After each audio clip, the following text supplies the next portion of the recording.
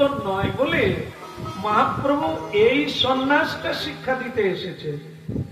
তত্ত্বত তোমার পরিচয় কি, তুমি কে, কি তোমার কর্তব্য, কেন তোমার এত দুঃখ?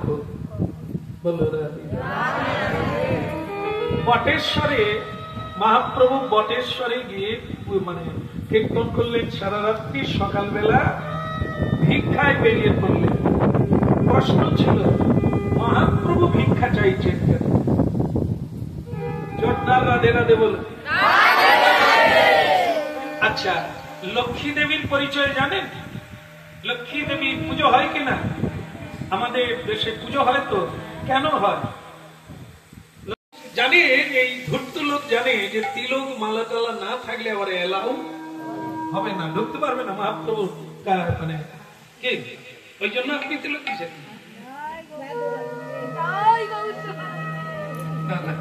ভালো থাকবে, পড়িয়ে বেশ ভালো কায়দা কানুন শিখিয়ে দিয়েছে। তারাও সেই রকম কায়দা কানুনে অল্প বয়স, দেখতে সুন্দরী, তার উপর আবার তিলকমণ্ডিত তুলসীর মালা, মুখে লিপস্টিক। লিপস্টিক বললে হাসতে হবে কেন? আমরাও তো মাঝে মাঝে পড়ি, আমিও দেখতে ভালো লাগে। বলো রাধে, একটু লাল লাল লাগে, ভালো লাগে না? হ্যাঁ, সব লক্ষ্যটা চোখের দিকেও কেউ তাকাবে নি, গালের দিকেও, সব একটুর দিকে তাকাবে। ওটা লাল টকটক করছে।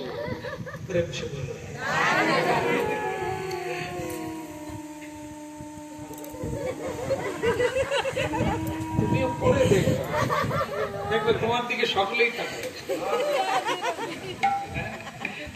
কিছু কিছু মেয়েরা এমন বেশি পড়ে, সে আবার বিয়ে বাড়িতে গেলে খায়, মুছে যাবে। হ্যাঁ, আরে এটা খা, ওটা খাবি কখন? বলে আমি সব নিয়ে চলে যাবো। আমার পরে জানলাম যে তার ওই মেকআপের অসুবিধা হবে, খেলে মুখ ধুতে হবে, ধুলে তো চামড়া বের, আসল চামড়া বের করে।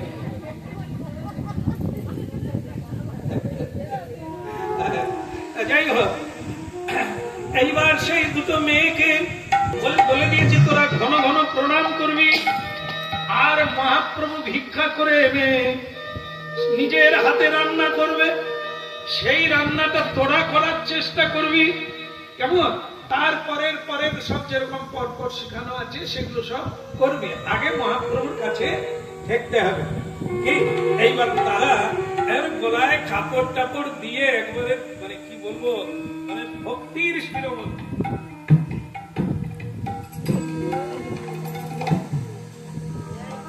জানে যে লোক একটু খিটখিটে আছে, তারই কাছে ঘন ঘন প্রণামটা, সে না পাশ দিলে তো ঢুকতে পারবে না। মাধব মদন মুরারি, জয় জয় মাধব মদন মুরারি, জয় মাধব কে সব কলে বলহারি, কে সব কলে বলহারি,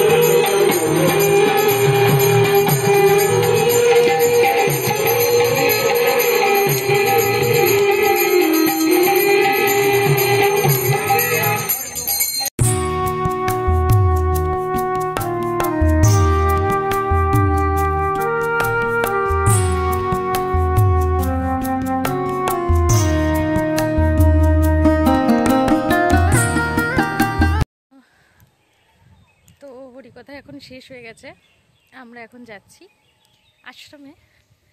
আর আজকে হরিকথা বাবা একটা মহাপ্রভু লীলা করেছিল, মহাপ্রভুর অগণন লীলা রয়েছে, তার মধ্যে একটা সুন্দরতম লীলা আমাদের শ্রবণ করিয়েছেন। ভীষণ ভালো লেগেছে লীলাটা, তো আমি আজকে নতুন শুনলাম। তো যাই হোক, আমার ভালো লেগেছে। এখন হরিকথা শুনে গুরুকুঞ্জ আশ্রমে ফিরছি। এখন ঘড়িতে বাজে প্রায় 2টো। তো বাবার বিকেলে আবার প্রোগ্রাম আছে, তো এখন প্রায়ই বাবার প্রোগ্রাম থাকে প্রতিদিন বিকেলে। তবুও বাবা সকালের আশেপাশে, আমাদের গ্রামের আশেপাশে চারিদিকে যেখানে হরিকথা হয় বাবা অ্যাটেন্ড করার চেষ্টা করে। তো এসেছিলাম, চলুন যাওয়া যাক। হ্যাঁ, হুগলি থেকে পঞ্চদোল উৎসবের অ্যাটেন্ড করার জন্য হুগলি থেকে কিন্তু এই এতগুলো গাড়িতে করে বহু ভক্ত এসে থাকেন। তো পঞ্চদোল দর্শন করে তারপর আমাদের আশ্রমে এসে মহাপ্রভুর দর্শন এবং গুরুদেবের দর্শন একসঙ্গে দর্শন করে তারপরে কিন্তু এখান থেকে একদম বাড়ির উদ্দেশ্যে রওনা দেয়। তো সেটা আমি আপনাদেরকে আজকে তুলে ধরলাম। হঠাৎ করেই চলে আসলো সমস্ত ভক্ত। এটা আমাদের আশ্রমের সদস্য, এটা আমাদের আশ্রমের সদস্য, তাই না? মানে এটা হচ্ছে একটা পুচকু গাভী। মানে কতদিন হয়েছে? বেশি দিন হয়নি, তাই না মানে?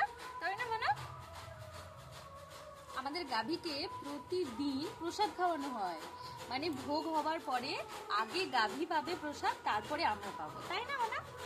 তাই না? দেখলেন সবাই, হরে কৃষ্ণ। পাতা তুলছি, এরও একটা কারণ আছে, ঠিক আছে? কি কি পাতা আমি বলি, একটু আয় এদিকে। তো কিসের জন্য লাগবে পাতাগুলো? প্রজেক্টের জন্য। এটা হচ্ছে আমার একটা মিষ্টি স্টুডেন্ট, কত বছর গান শিখছে জানো আমার কাছে? 4 বছর গান শিখছে, একটা সুইট একদম। তো এর প্রজেক্টের জন্য কিছু পাতা লাগবে আর কি। তো সেই পাতাগুলো আমি ওকে তুলে দিচ্ছি। আসলে আনকমন কিছু পাতা, যেটা বাড়িতে পেয়ারা পাতা, জাম পাতা, কাঁঠাল পাতা সে তো আছেই, কিন্তু কিছু পাতা আছে আমাদের আশ্রমে যে ফল গাছটা কোথাও নেই। যেমন এটা হচ্ছে আঙুর পাতা, এটা হচ্ছে মৌসুমী লেবু, আচ্ছা এটা হচ্ছে মালবেরিয়া ফলের পাতা, আর এটা হচ্ছে বকুল, এই যে বকুল গাছ। কতগুলো পাতা জোগাড় করলে? আরে অনেকগুলো, আমাকে 3টা বলেছিল, আমি অনেকগুলো জোগাড় করে ফেলেছি। এটাই প্রথমে দেখাই। এটা হচ্ছে ধাত্রী, ধর, তবে এটা শুকনো হলে ঝরে যাবে বোধহয়, আমার গ্যারান্টি নেই। এটা বকুল, এটা মালবেরিয়া, এটা হচ্ছে মৌসুমী লেবু, এটা হচ্ছে আঙ্গুর, এটা হচ্ছে করভাঙা, কামরাঙা, যাই হোক এটাই। আর এটা হচ্ছে হরিতকি গাছটা নাড়িয়েছিলাম, পাতা পড়েনি, পাতা যেগুলো ঝাঁটিয়ে রেখেছে সেখান থেকে এটা পেয়েছি। এটা হচ্ছে হরিতকি। রুদ্রাক্ষটা ছিল কিন্তু এই মুহূর্তে নেই।